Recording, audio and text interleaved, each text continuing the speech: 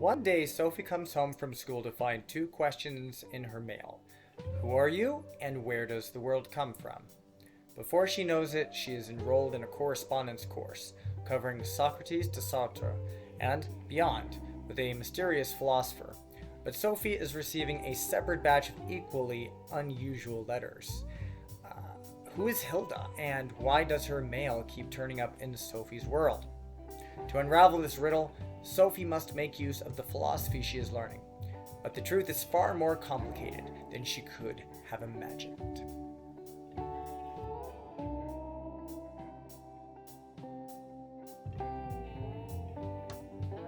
So, like Immanuel Kant, who we'll be talking about at a much later point, Gardner is himself quite versed in the history of philosophy, enough so to teach courses in it. Also, like Kant, however, he has not stopped at merely describing or recalling philosophy's long history, but seems to have one or two things to contribute to it in some way. Of course, the way that he's chosen to do it is fairly different from the way the majority of philosophers have shared their thoughts with a wider audience. By going the way of fiction, even a philosophy-oriented fiction, he bears a similarity with only a slim number of philosophers, such as Berkeley, who we'll be also hearing a lot about later. Asking what Gardner's philosophical position is actually a fairly harder question. For one thing, he spends a great deal of his book imparting to us the history of some of the world's most famous and influential philosophers, and is willing to give several important details for each philosopher and movement that we encounter. This means that we can't easily tell what specific philosophers or movements have most influenced his thought right off the bat.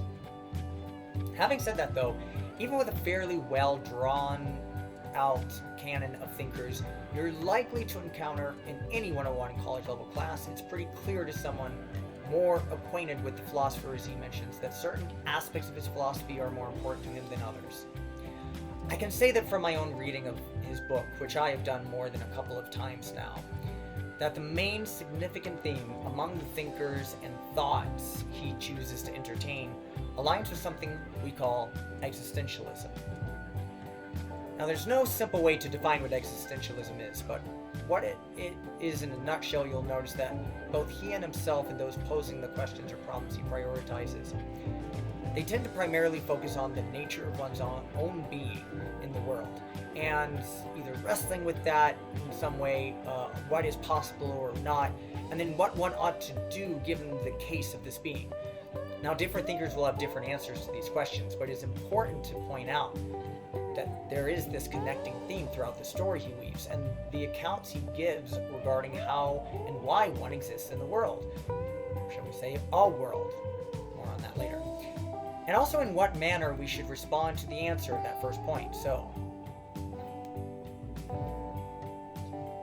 we're actually going to mostly skip this question at present. The reason is that dwelling on the point of the book risks substantially spoiling the plot, something that, for those of you who have not read the book yet, would be a terrible shame.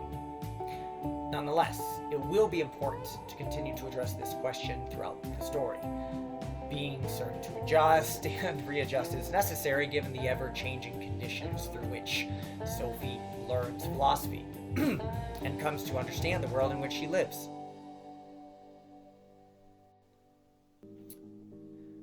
The literary genre that Sophie's world falls into is another very difficult question.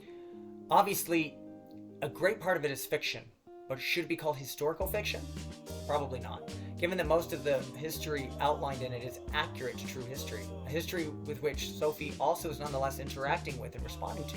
Thus, it is not as though Sophie's story is a fiction embedded in a historical context the way we think of most historical fiction. It's not as if she's simply time traveling to these historical moments and places either, such that we might call this a science fiction. In fact, the story that unfolds about Sophie and how she comes to encounter these people and places is outright bizarre, and has little to do with science or magic. So that rules out fantasy as well. Perhaps mystery is the best genre for this book. Although, if it is, it qualifies for it in a way far stranger than any mystery we've probably cared to read before. While some books are somewhat challenging for us to find an appropriate genre for, especially those we have taken the time to assess and really care about, Sophie's World would seem to objectively deny direct affiliation to any particular genre. This too will come to make more sense as we delve deeper and deeper into the story, and so we will also revisit this question at the end of the course.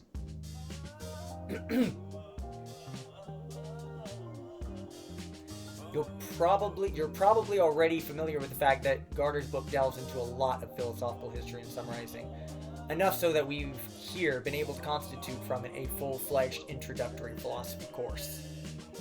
With that, at the very least, we must be aware that Sophie's World offers a first-time learner's encounter with philosophy from ancient Greece to modern continental and analytic, and it does so ingeniously through the medium of storytelling and suspense. What we will find is that in order for Sophie to solve the mystery at hand, she will have to learn some fundamental principles of philosophical thinking and ideas.